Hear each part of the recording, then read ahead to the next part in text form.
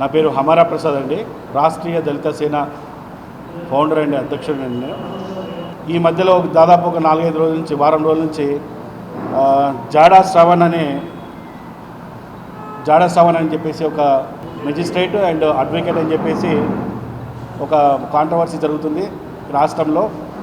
ఆయన గత ఒక వారం రోజుల క్రితము ఒక మీటింగ్ పెట్టాడు ఏలూరులో. దళిత క్రైస్తవ సమేత సభ శంకారావం అని చెప్పేసి ఒక సభ పెట్టాడు.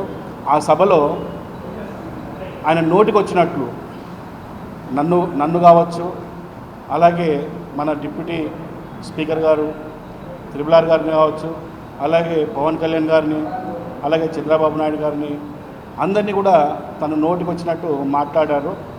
అందులో మీకు ఒక క్లిప్ నేను చూపిస్తాను ఇప్పుడు. దీని గురించి మేము మాట్లాడుకొచ్చాము.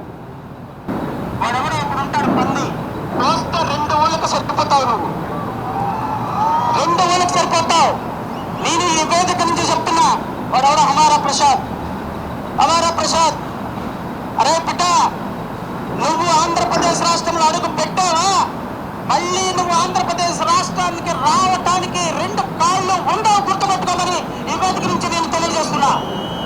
ఓకే, సో ఇక్కడ మ్యాటర్ ఏంటంటే, మరి వీడు మాజీ జడ్జి అంటున్నాడు, అడ్వకేట్ అంటున్నాడు. మరి పందుల వ్యాపారం చేసిండో లేదా మాంసకోట్ల పని చేసిండో మాకే తెలియదు. తెలుగు 2 రాష్ట్రాల్లో ఉన్న తెలంగాణ, ఆంధ్రప్రదేశ్లో ఉన్న ప్రజలందరూ కూడా మనమందరం కూడా అన్నదమ్ముల్లాగా ఉంటున్నాము. ఒకరు అక్కడి నుంచి ఇక్కడ వచ్చే వాళ్ళు ఉన్నారు, ఇక్కడ నుంచి అక్కడ వచ్చే వాళ్ళు ఉన్నారు. ఎవరి పనుల మీద వాళ్ళు తిరుగుతుంటాం, మన పనులు చేసుకుంటుంటాం. వీడు ఆ సభలో నన్ను కూర్చి ఒరే పంది హమారా ప్రసాద్ అని చెప్పేసి ఈ పనికి మాలినోడు ఈ ఆంధ్రప్రదేశ్లో కాలు పెడితే నా కాళ్ళు రెండు విడగొడతా అన్నాడు. మరి ఆ ఛాలెంజ్ని స్వీకరించి నేను ఈరోజు ఆల్రెడీ వారం రోజుల క్రితమే ప్రకటించడం జరిగింది. అరే పనికి మాలినోడ జాడా శ్రావణ్గా మేము అందరం వస్తున్నాము. ఏదైతే ప్లేస్ చెప్పామో ఆ ప్లేస్ కూడా మేము వచ్చాము. మరి కాలు విరగొట్టరని పొద్దు నుంచి కూడా మేము విపరీతమైన కాల్స్ చేస్తున్నాం, వాట్సాప్ కాల్ చేస్తున్నాం.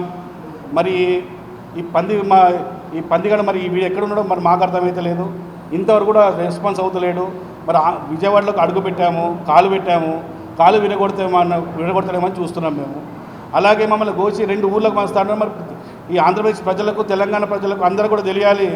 మరి వీడు మనుషుల్ని కోసి ఏ ఊర్లోకి పంచుతాడు అనేది కూడా తెలియాలి. కాబట్టి మేము దీనికోసం వచ్చాము. మేము ఇప్పుడు వీడు చేయడం వల్ల ఈ మధ్య ఏం చేస్తుందంటే